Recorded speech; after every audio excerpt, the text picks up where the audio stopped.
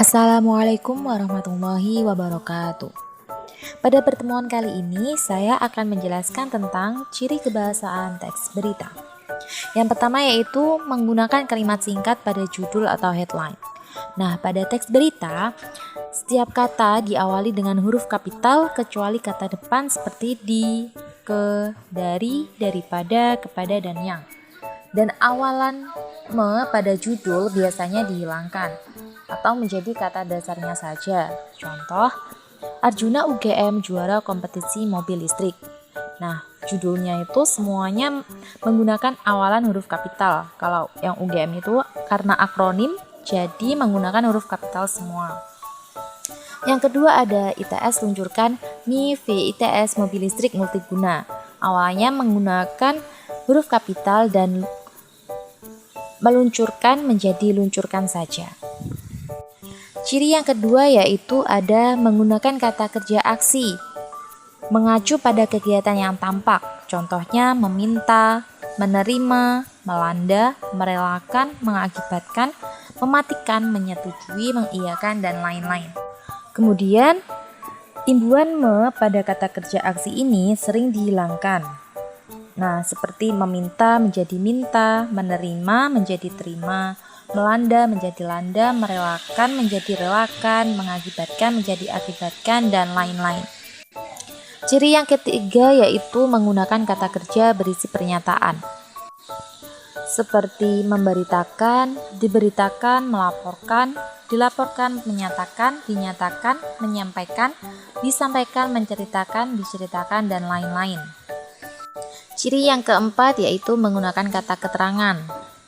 Nah, pada kalimat teks berita diberi kata keterangan seperti dengan baik, secara hati-hati, hanya, agak, amat, sangat, lebih, terlalu, segera, akan, kadang-kadang, rupanya, dan lain-lain.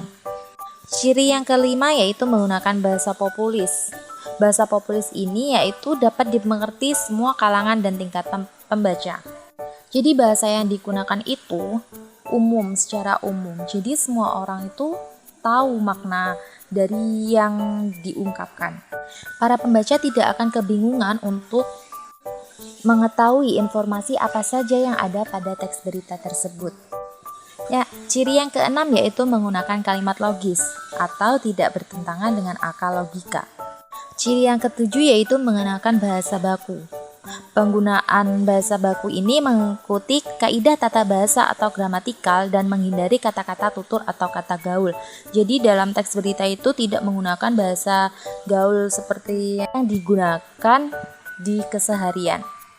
Yang kedelapan ada menggunakan kaidah etika, yaitu pada teks berita tidak menggunakan kata atau kalimat yang jorok atau purno, vulgar, sumpah serapah, hujatan, dan sebagainya. Jadi kalimatnya itu menggunakan kata-kata yang sopan dan berkaidah. Ciri yang kesembilan yaitu tidak menggunakan banyak kata teknis. Artinya, bahasa berita harus sederhana, mudah dipahami, dan ringan dibaca.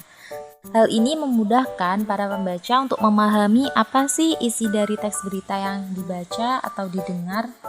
Kemudian, ciri yang ke-10 yaitu muncul kata asing atau daerah. Jadi pada teks berita itu sering dimunculkan kata asing maupun daerah.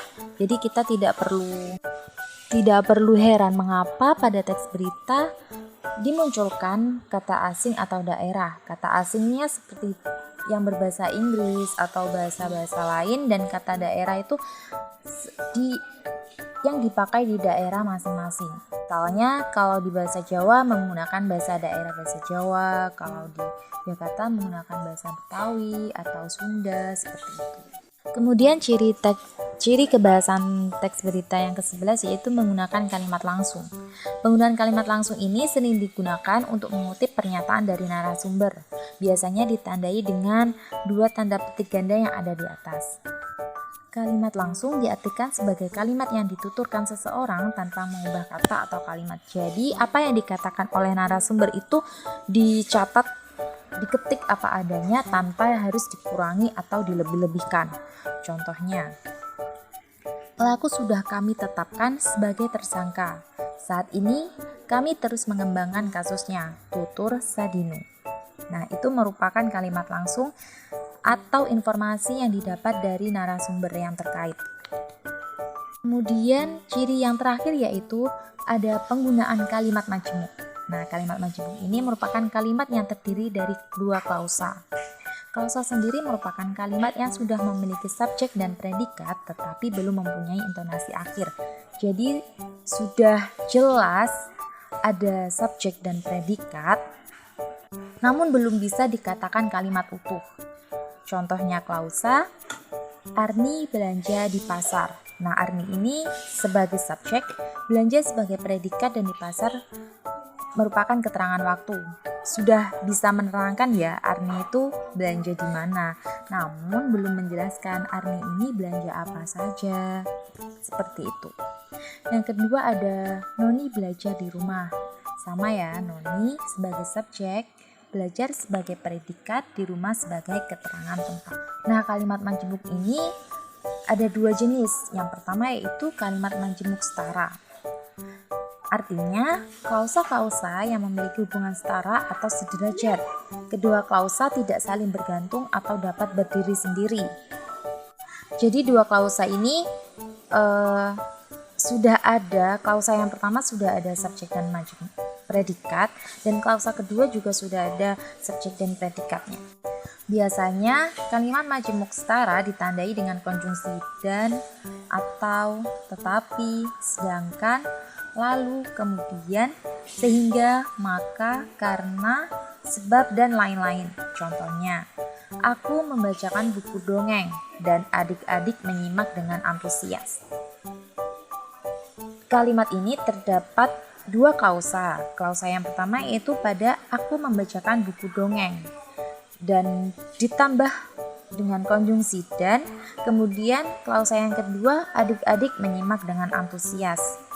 Untuk contoh yang kedua dan ketiga itu sama saja, terdapat dua klausa yang dapat berdiri sendiri atau dapat menerangkan maksudnya. Kemudian ada kalimat majemuk bertingkat.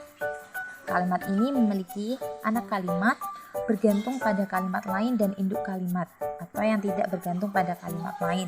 Jadi dua klausa ini saling berhubungan, tidak bisa dipisahkan.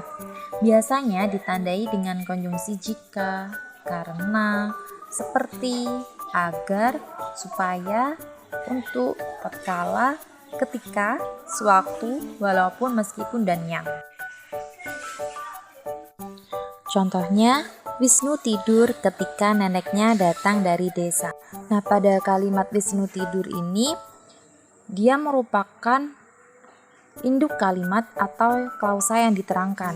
Kemudian, ketika neneknya datang dari desa itu merupakan anak kalimat, ditandai dengan didahului oleh konjungsi. Nah, konjungsinya pada kalimat tersebut itu adalah ketika. Nah, sekian penjelasan tentang ciri kebahasaan teks berita. Semoga bermanfaat dan terima kasih. Wassalamualaikum warahmatullahi wabarakatuh.